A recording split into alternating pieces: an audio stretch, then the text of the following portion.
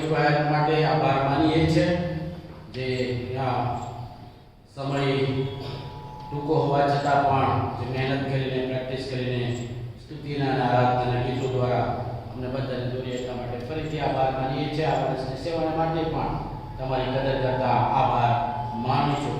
આપ સર્વનો ખાસ કરીને આવકાર કરતા આભાર માનું છું. તમારી જે વિશ્વાસોપણામાં તમે જગ્યા સુધી રહ્યા છે અને 2023ની સાલમાં 1લી તારીખથી 31 તારીખ સુધી પ્રભુએ દોર્યા છે અને સંભાળ્યા છે. અને એટલા માટે આજના આ વર્ષના છેલ્લા રવિવારે સવારે સગળાને જય મસીહ એકબીજાને પણ આ છેલ્લા રવિવારે પાછા ચહેરા જોઈ લઈએ, પ્રફુલ્લિત બતાવીએ, આનંદિત સાથે સલામ લઈએ. જૂતાની સાથે એ સલામ લેવી સારી છે, બહાર તો લઈએ છીએ પણ ખાસ પ્રભુની હાજરીમાં આપણે ભાઈઓ બહેનો તરીકે કુટુંબ તરીકે આપણે ખાસ કરીને આનંદ અનુભવીએ છીએ. એ દ્વારા પણ આપણે પ્રભુનો પ્રેમ પ્રગટ કરીએ છીએ. ખાસ કરીને બધાને પ્રેમથી આવકાર કરું છું. પ્રભુનું કેટલું વિશ્વાસો પણ જે ગત વર્ષોમાં આપણે જે સંઘર્ષમાંથી પસાર થયા અને હજુ પણ કેટલીક જગ્યાએ સંઘર્ષ ડોક્યા કરે છે અને તે સાઉથમાંથી આવે છે, દક્ષિણમાંથી આવે છે કોરોના. બરાબર, એટલે પ્રાર્થના કરીએ, કૃપામાં રહીએ, વિશ્વાસો પર આનંદ દોરાઈએ બહુ જરૂરી છે. અને એટલા માટે પ્રાર્થના સાથે આજનો સંદેશો 3 દિવસ પહેલા મેં પાછો નક્કી કર્યો કે હું તમારી આગળ એ વસ્તુ મૂકું કે જે પ્રભુએ મારી સાથે વાત કરી.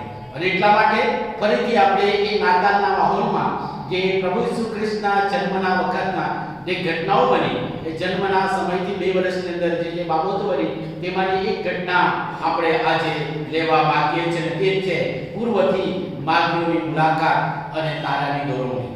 એ સંબંધી આપણે વિચાર કરીએ તે પહેલા સુવાર્તા જે 4 સુવાર્તા લખાયેલી છે એનો સંદર્ભ અને મુખ્ય હાર્દ જો આપણે સમજીએ તો આપણને ખ્યાલ આવશે કે એ સુવાર્તા દરેક સુવાર્તા કેવી રીતે લખાયેલી છે અને તેનો હેતુ કેવી રીતે સિદ્ધ થાય છે, એનું મુખ્ય હાર્દ, મુખ્ય ટાઇટલ શીર્ષક શું છે તે સમજીએ ત્યારે આપણને ખ્યાલ આવશે.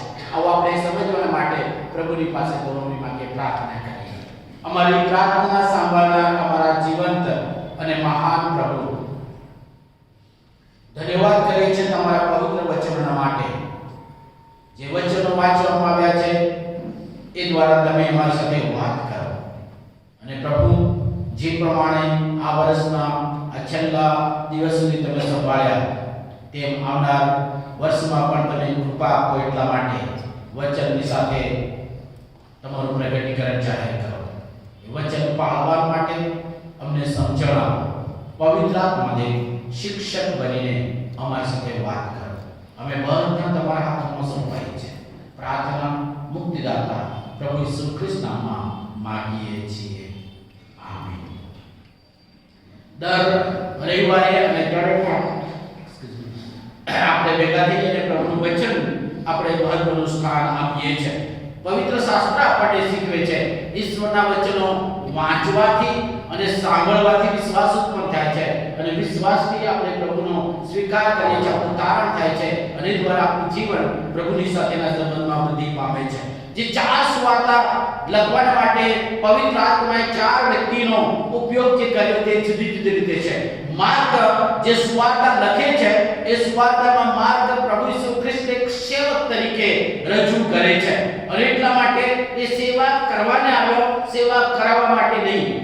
અને એટલા માટે એ માર્કને આપણે માણસ તરીકે એ ચિહ્ન જોઈએ છે જે ખાસ કરીને પ્રબોધકના પુસ્તકમાં ચિહ્ન આપણે જોઈએ છે. ત્યારે લુક એની સુવાર્તામાં પ્રભુ ઈસુ ખ્રિસ્તને માણસનો દીકરો તરીકે રજૂ કરે છે અને માણસનો દીકરો જે કામ કરે છે, વિશ્વાસપણે મહેનત કરે છે અને એ પ્રમાણે કરે છે. એટલા માટે પ્રભુ ઈસુ ખ્રિસ્ત જ્યારે જાતિનો ઉદ્ધાર થયો છે ત્યારે કહે છે કે માણસનો દીકરો ખોવાયેલો શોધવા તથા કાઢવા સારો આવ્યો છે, એ પ્રગટ કરે છે. અને એને કદાચ જે મહેનત કરનાર, જે ખેતીમાં કામ કરનાર બળદની સાથે આપણે એ ચિહ્ન તરીકે આપણે જોઈ શકીએ છીએ. યોહાન એની સુવાર્તા બીજી આ 3 સુવાર્તા કરતા અલગ રીતે પવિત્ર આત્મા એમને દોરે છે અને અલગ રીતે લખે છે અને એ જાણે કે ગરુડ તરીકે એ વિહંગાવલોકન કરીને પૃથ્વી પરની બાબતો રજૂ કરે છે કે પ્રભુ ઈસુ ખ્રિસ્તને દેવનો પુત્ર તરીકે રજૂ કરે છે. અને એના લીધે આપણે એના પર વિશ્વાસ કરીએ અને અનંત જીવન પામીએ, એટલા માટે એ દેવના પુત્ર તરીકે રજૂ કરે છે. માથી જ્યારે એ સુવાર્તા લખે છે ત્યારે પવિત્ર આત્માથી એ જુદી રીતે દોરવણી પામીને લખે છે. અને માથી જે સુવાર્તા લખે છે ટોટલ એ યહૂદી કોન્સેપ્ટ, એટલે કે યહૂદીના વિચારસરણી, યહૂદીને માટેની તારણની યોજના, જે મસીહ આવવાના છે, જે ખ્રિસ્ત આવવાના છે અને એ અમને બધા જ પ્રકારના બંધનમાંથી છોડાવશે અને એનું રાજ્યમાં અમને સામેલ કરશે, એનું રાજ્ય સ્થાપશે. તે એક્સપેક્ટેશન, મસીહાની એક્સપેક્ટેશન, ખ્રિસ્તની એક્સપેક્ટેશન, આશાની સાથે એ લખે છે. એટલા માટે એ યહૂદીઓનો રાજા તરીકે પ્રગટ કરે છે, એટલે કે સિંહ તરીકે રજૂ કરે છે. અને જ્યારે યહૂદીઓનો રાજા તરીકે માથી જ્યારે લખે છે ત્યારે એના શરૂઆતથી તો અંત સુધી એ આપણે જોઈ શકીએ છીએ. જો કે બીજી જે 3 સુવાર્તા છે માથીની સાથે, એટલે કે 4 સુવાર્તામાં સામ્યતા આપણે જોયા કરીશું. માથી યહૂદીનો રાજા તરીકે રજૂ કરે છે અને જ્યારે તાલવાની વધસ્તંભ પર એને ચડાવી દેવામાં આવે છે ત્યાં પણ એનું ટાઇટલ લખવામાં આવ્યું છે યહૂદીનો રાજા. જો કે દરેક સુવાર્તામાં એ ટાઇટલ જોવા મળે છે અને એ કરે છે, એટલે એ પણ એમાં બીજી સુવાર્તામાં દેખાય છે. એ પ્રભુનો સેવક તરીકે, માણસ તરીકેની સેવા કરતા એ માથીના પણ આપણે જોઈ શકીએ છીએ. લુકમાં અને યોહાનમાં પણ જોઈશું. ઇવન દેવનો પુત્ર તરીકે જોઈએ છે, જે આપણે લુકની લખેલી સુવાર્તા, માથી અને માર્કની અંદર પણ જોઈએ છે, જે યોહાન પ્રગટ કરે છે. અને ખાસ કરીને માનવ પુત્ર તરીકે, માણસનો દીકરો તરીકે એ બીજી સુવાર્તામાં લુકની સાથે આપણે જોઈ શકીએ છીએ. પણ આજે સવારે આપણે જે માથી લખે છે યહૂદીઓનો રાજા જન્મ્યો છે તે ક્યાં છે? એ માકીઓનો યરુશલેમમાં આવીને હેરોદ રાજાને આગળ કરેલો પ્રશ્ન છે. અને આજે સવારે મારા માટે, આપણા બધાના માટે એ પ્રશ્ન હોઈ શકે, યહૂદીઓનો રાજા જન્મ્યો છે તે ક્યાં છે? આપણે પૂછવાનું નથી, પણ જગતના લોકો પૂછે ત્યારે આપણે તેને ક્યાં બતાવીએ? જો કે એ માટે એ પૂર્વના દેશથી જે માગીઓ આવ્યા, જો કે કેટલા માગી આવ્યા, એટલે કે આ વિદ્વાન લોકો છે, ખગોળશાસ્ત્રી છે, આકાશ ગંગાનો અભ્યાસ કરનાર લોકો છે, પણ તેની સાથે સાથે લોકો ધાર્મિક છે, ઈશ્વરમાં માનનાર લોકો છે. અને એટલા માટે આકાશ ગંગાની અંદર જે ગ્રહો, નક્ષત્રો અને તારાઓનો અભ્યાસ કરતા એ અનુભવ કરે છે, ખાતરી કરે છે કે જ્યારે આકાશની અંદર કંઈ ફેરફાર થાય છે, કંઈક નવી બાબતો પ્રગટ થાય છે, નવા ગ્રહોનો પ્રકાશમાં આવે છે, નવા ગ્રહો દેખાય છે, ત્યારે કંઈક પૃથ્વી પર બાબતો બને છે. અને એના ભાગરૂપે એમના અભ્યાસથી એક નવો તારો પૂર્વમાં દેખાય. આપણે ગીત ગાઈને પૂર્વમાં ઉગે તારણીઓ, બરાબર? અને એ પૂર્વમાં નવો તારો દેખાય છે. એના અભ્યાસ પરથી એમને એમ લાગે છે અને એ પ્રમાણે ખાતરી થાય છે કે યહૂદિયાની અંદર, યહૂદા દેશની અંદર કોઈ મહાન વ્યક્તિનો જન્મ થયો છે. મહાન વ્યક્તિ આ પૃથ્વી પર આવી છે, મહાન વ્યક્તિ અવતરી છે. અને એનો એ ખાતરી કરવા માટે તેઓ આ તારાના પ્રકાશ દોરવણીમાં આવે છે. અને તેઓ આવે છે ત્યારે એ તારાના દોરવણીથી આવે છે. પણ દરેક વખતે આપણે કોઈ દોરવણી પ્રાપ્ત કર્યા પછી આપણને સ્વાભાવિક છે કે માનવી સમાજની દોરવણી પણ આપણને લાગુ પડે. અને એટલા માટે એક માનસિક છે, સાયકોલોજી છે, એ લોજિકલ છે કે રાજા જન્મે તો ક્યાં હોય? ઝૂંપડપટ્ટીમાં તો ના હોય, રાજમહેલમાં રાજા. અને એટલા માટે પૂર્વથી તારાની દોરવણીમાં આ માગીઓ આવ્યા ખરા. પણ પછી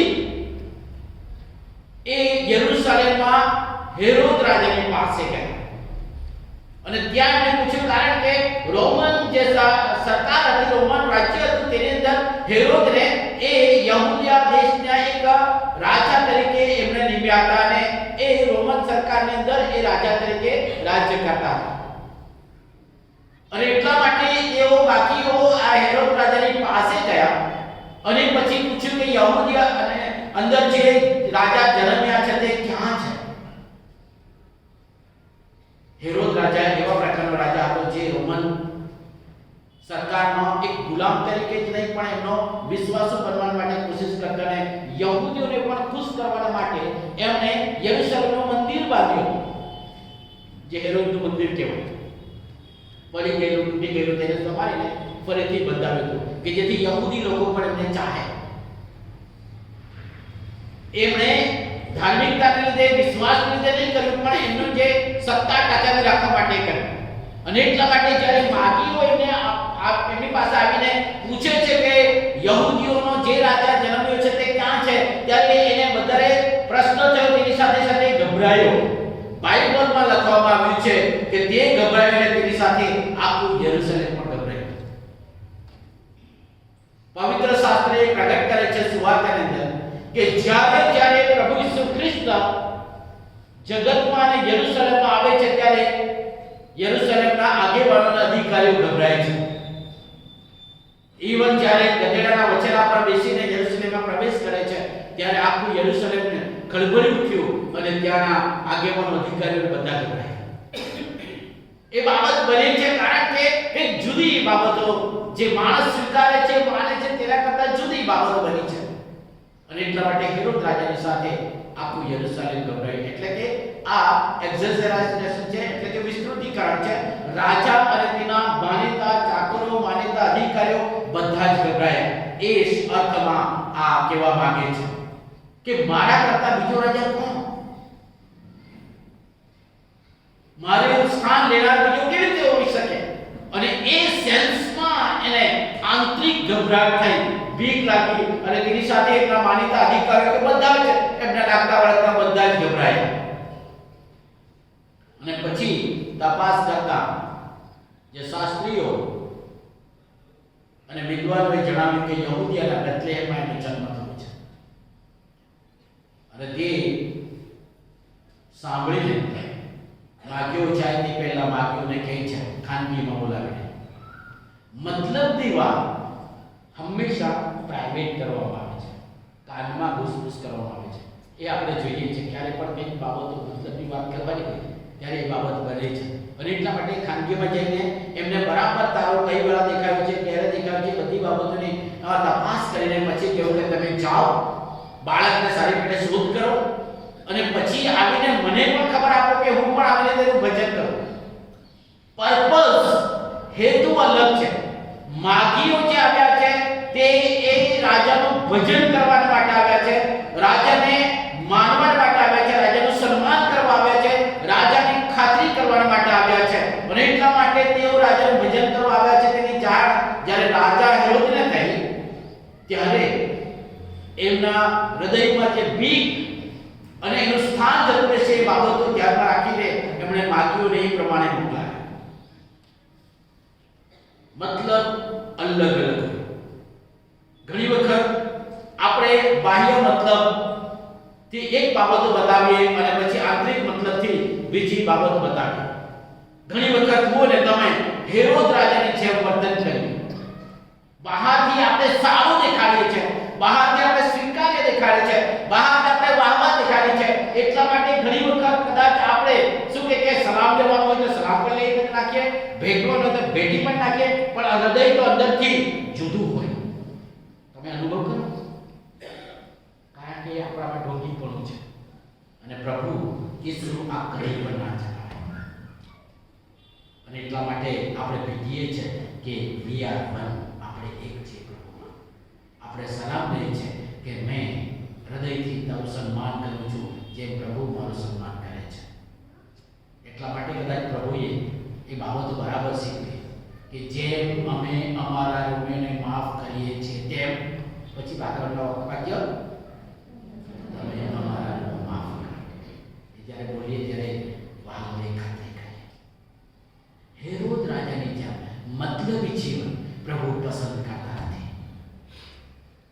કેટલી બી નાતાલજી હોય, કેટલી પણ સેલિબ્રેશન કર્યું હોય, કેટલી પણ બાબતો કરી હોય, પણ જ્યારે મારા અને તમારા હૃદયમાં મતલબી બાબતો છે, કોઈકના વિશે અણબનાવ છે, કોઈકના વિશે કટરાક છે, કોઈના વિશે વેરઝેર છે, કોઈના વિશે ખોટી બાબતો છે, કોઈએ તમારા વિશે ખોટું કહ્યું છે, કોઈ બાબતો કંઈક થઈ છે, વહાલા હેરોદ રાજા છે મતલબ ના રાખીએ. માગીઓ કહે છે કે જે રાજા જન્મ્યો છે તે ક્યાં છે તેનું ભજન કરવા. ઈશ્વર એવા ભજનારોને ચાહે છે જે આત્માથી અને સત્યતાથી ભજન કરે છે. માગીઓ જાય છે. બાઇબલમાં લખવામાં આવ્યું છે કે એ તારાને જોઈને તેઓ મહા આનંદથી હરખાયા, તે તારાની ધૂળોને તેઓ પામ્યા. અને પછી બેથલેહેમની અંદર જઈને જે જગ્યાએ ઈસુ જન્મ્યા છે એની માં મરિયમ અને યુસુફને જોયા અને બાળકને એ માના ખોળામાં બેસીને રમતા જોયા. એ ત્યાં સુધીમાં 2 વર્ષની આસપાસ થયા છે. એ લોકોને નવાઈ લાગી કે રાજા ત્યાં સુધીમાં એ ધર્મશાળામાંથી કદાચ સામાન્ય ભાડેના ઘરમાં આવી ગયા હોય, કારણ કે જે નામ નોંધાવવા માટે આવેલા હતા ને ગણતરીના વખત વસ્તી ગણતરીમાં એ સમય પૂરો થઈ અને કદાચ પોતપોતાની જગ્યાએ ચાલી ગયા હોય, પણ યુસુફ એ નાના બાળક લઈને ત્યાં જ છે અને વ્યવસ્થામાં કંઈક નાની બાપ જગ્યા સુધી હોય. પણ એમને ચોક્કસ નવાઈ લાગી કે રાજા જે જન્મ્યા છે આ છે જેના ઉપર અમે તારો જોયો છે, જે તારા એમને દોરવણી આપી છે, એ દોરવણીના અંદરથી અમે અહીંયા સુધી આવ્યા છીએ. જે અમે મિસપ્લેસ થઈ ગયા હતા, ખોટા રસ્તે દોરાઈ ગયા હતા, તેના કરતાં અમને ફરીથી પાછા અમારી જાતને સુધારીને અમને સાચા માર્ગે પર દોરી લાવ્યા. પણ તે રાજા અહીંયા છે.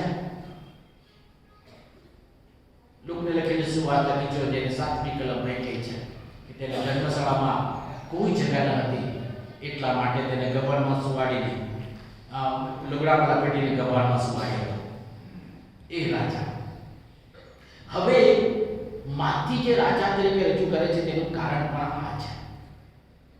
મહાન વ્યક્તિની શોધમાં આ ખગોળશાસ્ત્રીઓ, વિદ્વાનો, ધનવાન માણસો હોઈ શકે. કદાચ આમ કહે છે કે એ રાજ્યોમાંથી હોય કે જેઓ નવો રાજા યોગ્યના જન્મ્યા છે તેનું ભજન કરવા આવ્યા છે. તેના પહેલા યહૂદીઓ જ્યારે ચારે બાજુ વિખરાઈ ગયા પોતાના અઆજ્ઞાકીતપણાને લીધે, અને જ્યાં વિખરાઈ ગયા ત્યાં કેટલાક યહૂદીઓ જે આગળના વેળે ગણી શકાય એવા યહૂદીઓ વિશ્વાસમાં લાગુ રહ્યા, જેમ કે દાનિયેલ, એના 3 મિત્રો નહેમ્યા, એઝરા, એસ્તેર, કે જેના વિશે આપણે આગળના વેળે ગણી શકાય, પણ તે વિશ્વાસમાં દ્રઢ રહ્યા. અને પ્રભુએ એમને દર્શન આપ્યું અને સંદર્શન આપ્યું. દાનિયેલે જે પ્રમાણે પ્રબોધવાણી કરી અને જે પ્રમાણે ભવિષ્યવાણી બાકી હતી તે પ્રમાણે બાબતો એ પર્શિયન વિસ્તારમાં, જે આજે ઈરાન અને ઈરાક કહેવાય છે, તે વિસ્તારમાં એ બાબત પ્રચલિત થઈ. દાનિયેલનું ઈશ્વરમાં દ્રઢ વિશ્વાસમાં રહ્યું. દાનિયેલના 3 મિત્રો એ પ્રભુના ખાતર પોતાનો જીવ જાય ત્યાં સુધી વિશ્વાસમાં ટકી રહેવા માટે ખાતરી આપી અને અગ્નિમાંથી એમને બહાર કાઢ્યા. એ વાત તો કઈ સારી બની એક ખૂણામાં બની ના હોય અને કોઈ સરકારી નજર પેઢી દર પેઢી વાત થાય. ઈવન જે ઈશ્વરમાં ન માને તે લોકોને પણ એ માનવામાં આવે, કારણ કે વાસ્તવિક છે કે અગ્નિમાં પડેલી વ્યક્તિ બળ્યા વગર સહી સલામત બહાર નીકળી. એ બાબત જેના પર વિશ્વાસ કરે છે તે આ યહૂદી લોકો. ભૂખ્યા સિંહોના મોની પાસે જ્યારે નાખી દેવામાં અને છેલ્લે સુધી એ બાબત બની, વિશ્વાસથી એ રીતે રહ્યા કે સિંહોનું મોં બંધ કરવામાં આવે. સિંહો ખાઈ જશે તો વાંધો નહીં, પણ હું બીજા દેવની આરાધના અને ભક્તિ નહીં કરીશ, નહીં પ્રાર્થના કરીશ. આ દાનિયેલનો દ્રઢ વિશ્વાસ હતો. એટલી વ્યક્તિ, અને આપણે તો ઘણા સમૂહો છે અને છતાંય એ પ્રભુ ઈસુ ખ્રિસ્ત સાચા ઈશ્વરની સાક્ષી આપવા માટે આપણા મોઢા થથરે છે, આપણું હૃદય ધબકારા મારે છે. કોઈકને આગળ ઈસુ ખ્રિસ્તનું બાળક છે, ઈસુ ખ્રિસ્તનો અનુભવ કરો. Taste and see that God is good. અનુભવ કરીને જુઓ કે યહોવા ઉત્તમ છે.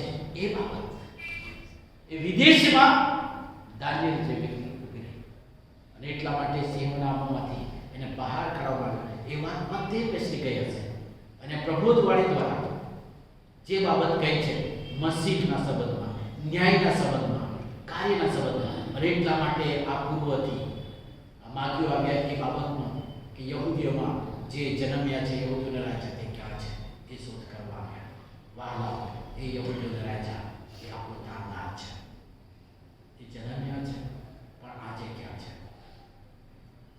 એ બાબતને લીધે આ લોકોને નવાઈ તો લાગી કે રાજા એવા સામાન્ય ઘરમાં, પણ આપણે જોઈએ છે કે તેઓ જે કંઈ આવ્યા હતા, ભજન કરવા આવ્યા હતા, ત્યારે બાઇબલમાં લખાયું છે કે તેઓ પગે પડીને તેનું ભજન કર્યું.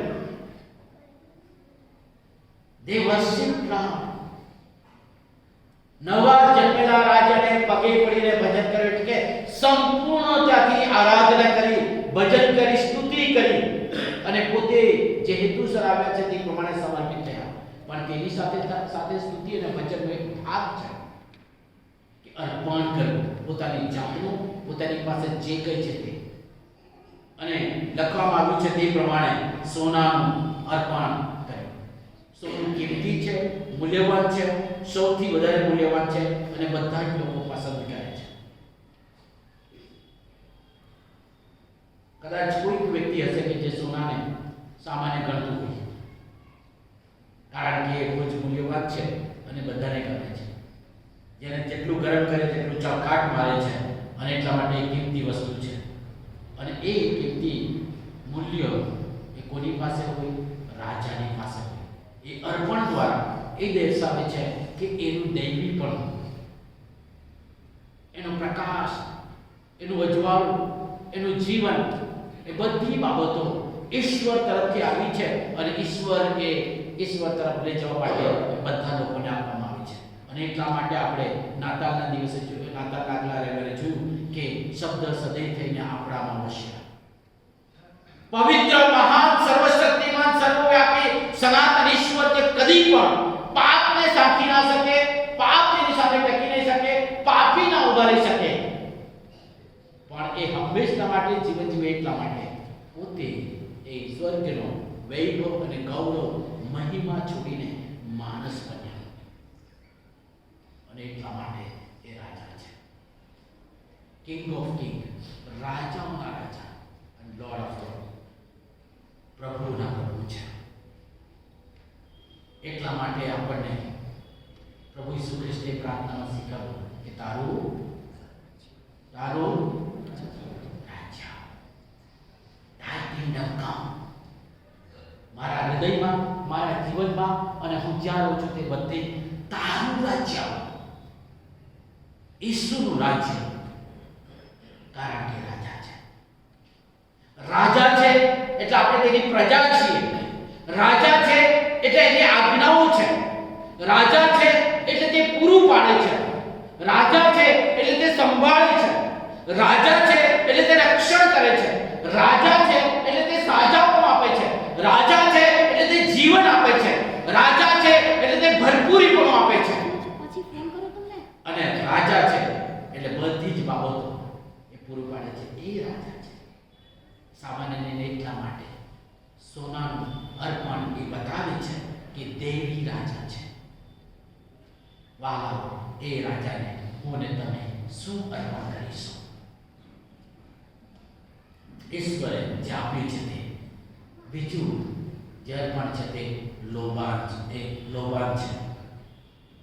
જે સુગંધિત દ્રવ્ય છે, જે પણ કિંમતી છે, જેને બાળવાથી કે જેને મૂકવાથી અરોમા, સુગંધ એ બધે પ્રસરી જાય અને આપણને બધાને ગમે. બધાને જુદા જુદા પ્રકારની સુગંધો ગમે. કેટલાકને જાસ્મીનની, કેટલાકને મોગરાની, કેટલાકને જુદા જુદા પ્રકારની જુદી જુદી સુગંધ હોય નહીં. ખાસ કરીને કદાચ આપણે કોઈ લગ્ન પ્રસંગમાં કે કોઈ જગ્યાએ જઈએ ત્યારે ઝડપથી જરાક સ્પ્રે છાંટી જઈએ, આપણે જે સુગંધ ગમે છે. એ બાબતો એ શુદ્ધતા અને ખાસ કરીને સ્વીકાર્ય બાબત બતાવે છે. અને એ સુગંધી એ માણસ પણ દર્શાવે છે. સુગંધ પ્રભુ ઈસુ ખ્રિસ્ત એ દેવ હોવા છતાં સંપૂર્ણ માણસ બન્યા અને એનું સેવા, એનું જીવન, એનું કર્તવ્ય એ બતાવે છે. એટલા માટે પ્રભુ ઈસુ ખ્રિસ્ત કહે છે કે બાપની ઈચ્છા પૂરી કરવાને હું આવ્યો છું. ખોવાયેલું શોધવાને સારું હું આવ્યો છું. હું જીવન અને ભરપૂર જીવન આપવા આવ્યો છું. કોઈનો નાશ ન થાય એટલા માટે હું આવ્યો છું. અને ઈશ્વર પ્રભુ ઈસુ ખ્રિસ્તમાં એ બધા જ હેતુ માણસોનો ઉદ્ધારનો હેતુ પરિપૂર્ણ કરે છે. અને એટલા માટે એને લોભાર્પણ કરવામાં છે. ત્રીજું અર્પણ બોળ છે, જે સળગાવતા જેના ધુમાડો કડવાશ આવે છે, પણ તેની સાથે સાથે એ કડવાશની સાથે જે ગંધ છે, ખરાબ બાબતો છે, તે દૂર જતી રહી છે. અને એ આપણે ગીતમાં પણ ગાઈએ છીએ અને પવિત્ર શાસ્ત્ર વાંચે છે. એ ભવિષ્યમાં આ બાળક મોટો થશે અને બાળક કયા પ્રકારના દુઃખમાંથી પસાર થશે અને કયા પ્રકારનો મોતી મળશે તે બાબતો દર્શાવે છે. એટલે કે એ ભયંકર વેદનામાંથી પસાર થશે અને ત્યાર પછી એ પૃથ્વી અને આકાશની વચ્ચે એ રીબાતા મરણ પામશે, બૂમ પાડતા મરણ પામશે, ભયંકર વેદના સહિત એ મરણ પામશે. કે જેથી એના મરણ દ્વારા જે કોઈ તેના નામ પર વિશ્વાસ કરે, તેનો નિકાલ કરે, તેને ફરી તે દુઃખ અને પાપ અને મરણમાંથી હંમેશનો છુટકારો મળે. એ આ બોળનું અર્પણ છે. અને આ ત્રણ અર્પણ પરથી ઈશ્વર વિદ્વાનો એ તર્ક પર આવે છે કે એ ત્રણ આગેવાનો માગ્યો હશે આ અર્પણ પરથી. વાલાઓ, એ બાબત આપણે જવાબ આપતા નથી. આપણે જે જવાબ આપીએ છીએ તે હું અને તમે રાજા તરીકે પ્રભુ ઈસુ ખ્રિસ્તનો સ્વીકાર કર્યો છે ત્યારે. કારણ કે આપણે દરરોજ બોલીએ છીએ તારું રાજ્ય આવો. એનો અર્થ એવો છે કે પ્રભુ ઈસુ ખ્રિસ્તનું રાજા તરીકે સ્વીકારું છું, તેની આજ્ઞાઓ પાળવા બદલાયું છું, તેના વચનમાં રહેવા માટે મને માન્ય છે અને તેના રાજ્યમાં રહેવા માટે મારી ઈચ્છા છે. એટલા માટે એના રાજ્ય તરીકે જ્યારે સ્વીકારીએ છીએ ત્યારે હું મારા જીવન કેવું અર્પણ રજૂ કરું છું. આ માગ્યું યહૂદીઓમાં જન્મેલા રાજાની શોધ કરવા આવે એટલા માટે તેનું ભજન કરવામાં અને ભજનના ભાગરૂપે તેઓએ સર્વશ્રેષ્ઠ અર્પણ કર્યું. મારા જીવનમાં 2023ના છેલ્લા દિને પ્રભુની સમક્ષતામાં હું બેઠો છું કે બેઠી છું ત્યારે કેવા પ્રકારનું અર્પણ હું કરું છું જેથી પ્રભુ એને માન્ય કરે. પ્રભુએ એમને સ્વીકાર્યા એટલા માટે એ લોકોને ચેતવણી મળ્યાથી રાજા હેરોદની પાસે જવા કરતા તો બીજી માર્ગે પોતાના રસ્તે ચાલ્યા ગયા.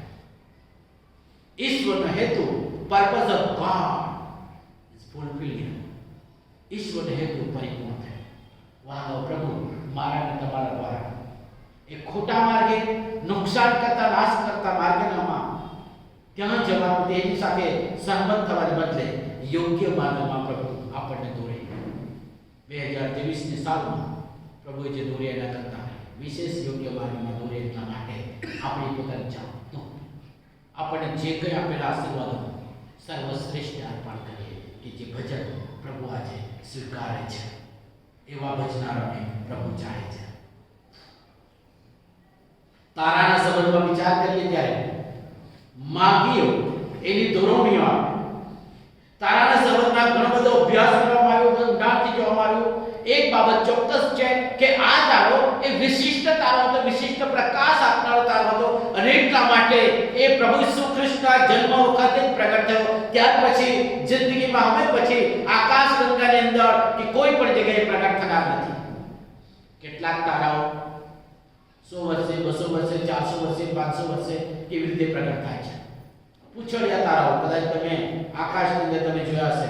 કેટલાક વડીલોને વાલાઓ તમે જોયો હશે. પૂછડ્યા તારાઓ જેના સાવરણી પીછીના જેમ એને પૂછડી હોય એવા પણ તારાઓ છે, જે ગ્રહો છે. આકાશની અંદર જુઓ ઈશ્વરે કેવો અદ્ભુત રચના કરી છે. અને એટલા માટે ગીતકાર કહે છે કે આકાશ તેનું ગૌરવ પ્રસિદ્ધ કરે છે. યુ સ્ટડી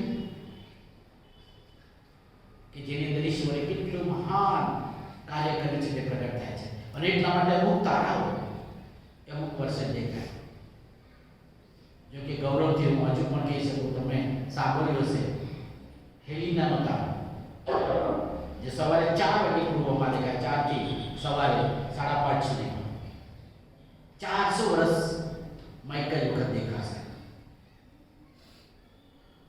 મેં એને જોવાનો લાભ લીધો. હવે પછી હું કદી પણ તારો જોઈશ નહીં, કારણ કે હું 400 વર્ષથી દીવાનો છું ને. એવા ઘણા બધા તારાઓ છે. અને એવી રીતે આ તારો જે પ્રભુ ઈસુ ખ્રિસ્તનો જન્મ્યા છે તે એક વિશિષ્ટ અને ખાસ તારો છે કે જે દોરનાર છે અને તે જ વખતે પ્રગટ થયો છે. ત્યાર પછી કદી પણ પ્રગટ થનાર નથી. એ નિશાની છે કે આ પૃથ્વી પર કોઈ મહાન વ્યક્તિ જન્મ્યા છે તેની દોરવણી આપે છે. અને હવે આ યહૂદીઓનો રાજા, જેના સંબંધી ગઈકાલે રાત્રે સાંજે મેં તમને ટૂંકમાં જણાવ્યું કે જે સંપૂર્ણ માણસ બન્યા અને સંપૂર્ણ દેવ તરીકે રહ્યા, એ ના સંબંધમાં કહે છે યશાયા પ્રભુ ઈસુ ખ્રિસ્તના જન્મ પહેલા 700 વર્ષ પહેલા ભવિષ્યવાણી કરેલી છે. અને તે અદ્ભુત છે, વન્ડરફુલ. એ અદ્ભુત કાર્ય કરે છે, અજાયબ કાર્ય કરે છે, માની ન શકાય એવું અદ્ભુત કાર્ય કરે છે. વાલો કેટલાક ભયંકર માંદગીમાં છે અને કેટલાક વાલોને તેમાંથી બચાવવા માટે પ્રભુ અદ્ભુત કાર્ય કરે છે. કેટલાકના કામ ન થયા હોય અને ઈશ્વરની કૃપામાં માગણી કરવાથી પ્રભુ તેઓનો અદ્ભુત કાર્ય થયું છે. કેટલાક વાહનો મારા પર હંમેશા ફોન કરે, સાહેબ અમારા માટે પ્રાર્થના કરો કે આ કે કામ નથી થતું. હવે મારાથી તો કહેવાય નહીં કે મારી પ્રાર્થનાથી આ કામ થશે કે નહીં. પ્રભુની ઈચ્છામાં આપણે સોપાઈ વિશ્વાસ કરવાનો. પણ હું કહી નથી શકતો, પરંતુ પ્રાર્થના કરી છે અને તેનું કામ સફળ થયું છે. એ પ્રભુ તેની ઈચ્છા તેના માટે પ્રગટ કરી છે. અને પછી પરિણામ આવતા ફોન કરે છે કે પાળક સાહેબ તમારો ખૂબ આભાર, અમારું કામ થઈ ગયું. અને મેં પ્રભુમાં મનોમન કે પ્રભુ મેં તો ફક્ત તમારા ઘર જણાવ્યું, હું કશું જ નથી. કેટલાક વહાલાઓને રીતે સાજાપણું આપે, પ્રશ્નો સોલ્વ કરે, કામ થઈ જાય, જીવનની અંદર તેઓની માગણી પરિપૂર્ણ થાય. અને એ આપણી બધાની પ્રાર્થના સાંભળીને કરે છે, કારણ કે એ રાજાની રાજ છે. અને એટલા માટે તારું રાજ્ય આપણે સ્વીકારીએ છીએ. અદ્ભુત છે, વન્ડરફુલ. ગુજરાતીમાં જે અદ્ભુત મંત્રી એની સાથે શબ્દ વાપરાય છે, હિબ્રુમાં અને અંગ્રેજીમાં એના અલગ છે અસલ ભાષા. અને એ મંત્રી છે એટલે કે એ બધું જાણે છે અને કોઈ સલાહ સૂચનની જરૂર નથી. એ સર્વ જ્ઞાની છે. હું ને તમે બેઠા છે ને આપણા મન, આપણા વિચારો ક્યાં છે એ પણ પ્રભુ જાણે છે. હૃદયના અભ્યંતરને એ પારખે છે, મનના વિચારોને જાણે છે. એ સર્વ જ્ઞાની છે, સર્વવ્યાપી છે અને સર્વસમર્થ છે. એટલા માટે એ મંત્રી છે, અદ્ભુત મંત્રી છે. એ પરાક્રમી દેવ છે. એ પરાક્રમ કરે છે. પરાક્રમનો એક ભાગ એ પોતે સ્વર્ગનું વૈભવ અને ગૌરવ છોડીને માણસ બનવું એ સામાન્ય બાબત નથી, કાલ્પનિક નથી અને બની ના શકાય. આપણે કદાચ કીડી બનવાનું હોય તો બની શકીએ. કેટલાક લોકો એવું માને છે બધી મેલી વિદ્યા અને જાદુ ક્રિયાથી કંઈક જુદું જુદું બનાવે, બરાબર? એમ એક પ્રભુના સેવક કહે છે કે હાથી એ કીડીની સાથે વાત કરવી હોય તો હાથી એ શું બનવું પડે? કીડી બનવું પડે. મહાન ઈશ્વર, સર્વશક્તિમાન દેવ, પવિત્ર અને સનાતન પિતા માણસની સાથે વાત કરવી હોય અને માણસનો પાપી માણસનો ઉદ્ધાર કરવો હોય તો એમણે માણસ બનવું પડે. એ પરાક્રમ કરે છે. અને આપણા જીવનમાં એ પરાક્રમનો અનુભવ દરરોજ આપણે કરીએ છીએ. રિફ્રેશિંગ, આપણું માઇન્ડ અને બોડીને દરરોજ રિફ્રેશ કરે છે. ગમે એટલા મગજનો થકાન હોય પણ આપણને ઊંઘમાંથી જો પસાર કરે તો જ્યારે આપણે ઉઠીએ છીએ ત્યારે આપણું મન એ થાકમાંથી એકદમ ફ્રેશ લાગે છે, રિફ્રેશ લાગે છે. જોકે આજકાલ આપણે એવો જેવો ખોરાક ખાઈએ છીએ, જેવું આપણે વિચારીએ છીએ, જે કરીએ છીએ, એના કારણે ઘણી વખત શાંતિથી એક ઊંઘમાં સવાર થતી નથી. નહીં સવાર નથી, પણ મોટે ભાગે તમે જોશો એક જ ઊંઘમાં એક વખત પડે, બીજા જ સેકન્ડે સૂઈ જાય. અને દાઉદ કહે છે કે હું ઊંઘીને સૂઈ ગયો અને પછી ઉઠ્યો. એટલે કે એ એક જ બને જે ઉઠે છે, જાગે છે ત્યારે તો સવારે 5 વાગે હોય કે સવારે 5:30 કે 6 વાગ્યા, વચ્ચે કોઈ ડિસ્ટર્બન્સ નહીં, એક જ ઊંઘમાં. એ આપણને એવી ઊંઘ આપે છે. પણ આપણે ઊંઘને, આપણા શરીરને, આપણા કામને આટલું બધું પ્રાધાન્ય આપીએ છીએ કે અત્યારે એક ઊંઘ કાઢવી તો અઘરી છે. નહીં, બહુ અઘરી છે. પણ મોડે ઊંઘે તો પણ, અને પછી જાત જાતના સપના પણ છે. પણ ઈશ્વર આપણને રિપ્લેસ કરે છે, કારણ કે પરાક્રમી દેવ છે, અદ્ભુત કાર્ય કરે છે, જે માની ના શકાય એ કાર્ય કરે છે. એટલા માટે એ પરાક્રમી દેવ છે. તેની સાથે સાથે એ પિતા છે, અનંતકાલિક પિતા છે, હેવનલી ફાધર, ઇટર્નલ ફાધર. એ અનંતકાલિક પિતા છે કે જે આપણને જીવન આપે પેઢી દર પેઢી. આપણે જેમ 2023ની પહેલી જાન્યુઆરી ભક્તિ સભામાં હતા, 2023ના 1 ડિસેમ્બર 31 તારીખે ભક્તિ સભામાં છીએ. આપણામાં ફેરફાર થાય, આપણો ચહેરો બદલાઈ જાય, આપણા વાળ બદલાઈ જાય, આપણા રંગરૂપ બદલાઈ જાય, આપણે ઊંચાઈ નીચાઈ થઈ જાય, બધું જ થઈ જાય. પણ પ્રભુ ગઈકાલે, આજે અને સદા સર્વકાળ નિવાડીમાં છે. પર્વતો ઉત્પન્ન થયા અને પાપની રચના કરી તે પહેલા તું એવો ને એવો ઈશ્વર છે. એ સનાતન પિતા છે, એ સ્રોત છે, ફાધર. આપણા આકાશવાસી પિતા છે. એટલા માટે પ્રભુ ઈસુ ખ્રિસ્તે બહુવચનમાં શીખવ્યું, ઓ મારા આકાશમાંના બાપ, નહીં પણ ઓ અમારા આકાશમાંના બાપ.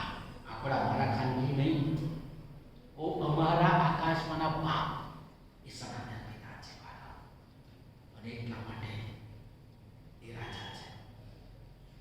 અને છેલ્લી બાબત આપણે જોઈએ છે કે શાંતિનું સરદાર છે. માણસ અને દેવની વચ્ચે પાપ આવવાથી જે અશાંતિ પેદા થઈ, જે જુદાપણું આવ્યું, એદન બાગની અંદર જે શાંતિ હતી તે વિખવાદ થયો, સેપરેશન આવ્યું. વાઘ નાગથી આપણે ડરતા થઈ ગયા અને આપણાથી વાઘ નાગ ડરતા થઈ ગયા. દરેક જાતની બીક લાગે, માણસની બીક લાગે, કારણ કે વધારે માણસો હોય તો પણ આપણને બીક લાગે, અને કોઈ માણસ નહીં હોય તો પણ બીક લાગે. તમે અનુભવ કરજો. તહેવારના દિવસોમાં ગાડીના જનરલ ડબ્બામાં ચડજો અને તમે આપણે ના છૂટકે જવું પડે ને જવું જ પડે હોય તો તે ગમે તેટલી ગરદી હોય ત્યાં ઘૂસ મારીને જવું. અને એટલું ગરદી કે આપણને એકદમ શ્વાસ લેવાની તકલીફ પડે, આપણને બીક લાગી કે કઈ જગ્યાએ જવાશે, ઉભા રહેવાશે. અને જે દિવસે એવી ગાડી આવે કે ખાલી કોઈ ગાડીમાં ના હોય, ગાર્ડ અને ડ્રાઈવર સિવાય, અને તેવા ડબ્બામાં તમે ચડજો. ખાસ કરીને એસી કોચમાં કોઈ 2 માણસો જોઈ ત્યારે પણ બીક લાગે. માણસ કેવો પ્રકારનો છે? વધારે માણસ હોય તો એ બીક લાગે, અને કોઈને એ બીક લાગે. ઘરમાં છોકરા હોય તો એ સારું લાગે, અને છોકરા નહીં હોય તો એ નહીં સારું લાગે. બરાબર? એ બાબતો અશાંતિને કારણે છે, ડિસ્ટર્બન્સ છે. અને એટલા માટે આ પ્રભુ એ શાંતિનો સરદાર છે, તે શાંતિ અપાવે છે. એનાથી ખરી શાંતિ અને જીવન મળે છે. એટલા માટે એ અદ્ભુત છે, એ સર્વ કંઈ જાણે છે અને કરી શકે છે. એ એકાજનિત પુત્ર છે, એ રાજા છે. આખી સૃષ્ટિનું સર્જન કરતા પહેલા એમણે પ્લાન કર્યો, આપણે આપણા પ્રતિમા અને સ્વરૂપ પ્રમાણે માણસને બનાવીએ. આમ આપણે ઉત્પત્તિના પુસ્તકમાં વાંચીએ છીએ, અને બીજા અધ્યાયમાં એમને સર્જન કર્યું છે. એ બાબતનું આખું વર્ણન છે. એ આયોજન મત રીતે એ કરે છે. આ શિયાળો છે, અને શિયાળો પછી આપણે આમ વિશ્વાસ કરીએ છીએ કે શિયાળો પછી કઈ ઋતુ આવશે? અને વરસાદ પડી જાય તો ચોમાસું તો ના કરીએ, માવઠું કરીએ, આખું ઋતુ વખતે, અને ઉનાળા પછી ચોમાસું આવશે માવઠું. એટલે એ પ્રમાણે આપણું શરીર અને આપણું બધી બાબતો આપણે ગોઠવીએ છીએ. એ બધું ક્રમ અને વ્યવસ્થિત રીતે આયોજનબદ્ધ રીતે કરે છે. આપણા શરીરની વૃદ્ધિ એ રીતે કરે છે. અને એટલા માટે તે અદ્ભુત છે. પિતા છે અને ઈશ્વર અને માણસોની વચ્ચે તે સમાધાન કરાવનાર શાંતિનો સરદાર છે.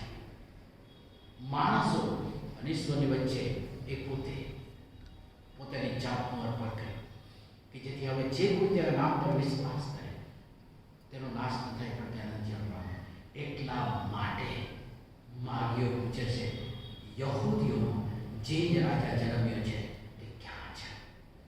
આજે જગત મને ને તમને પૂછે છે કે યહૂદીઓનો તમારો તારનાર, તમારો રાજા, જગતનો રાજા જન્મ્યો છે તે ક્યાં છે, જેનાથી મને શાંતિ, જીવન મળે. પ્રભુ એ રાજાનો સ્વીકાર કરીને એ રાજ્યમાં રહેવા માટે, એને આધીન થવા માટે અને એને પ્રગટ કરવા માટે મને ને તમને બધાને પવિત્ર આત્માથી સહાય કરે. જીવંત અને મહાન પ્રભુ, તમારા ચરણોમાં અમે નમીએ છીએ. તમે ખરેખર અમારા રાજા છો, અમારા જીવનના સ્વામી છો. પણ ઘણી વખત અમે જે મોડાથી બોલીએ છીએ તે જીવનથી અને હૃદયથી એ સ્વીકારતા નથી. આજે સવારે જે માગીઓ તમને શોધતા આવ્યા અને તમે મળ્યા ત્યારે પગે પડીને ભજન કરીને સંપૂર્ણ અર્પણ સુના લોબાને દોડું કર્યું, તેમ અમે અમારી જાતનું અર્પણ કરીએ છીએ. પ્રભુ, જગત અમારામાં તમને રાજા તરીકે જોવા શોધે છે.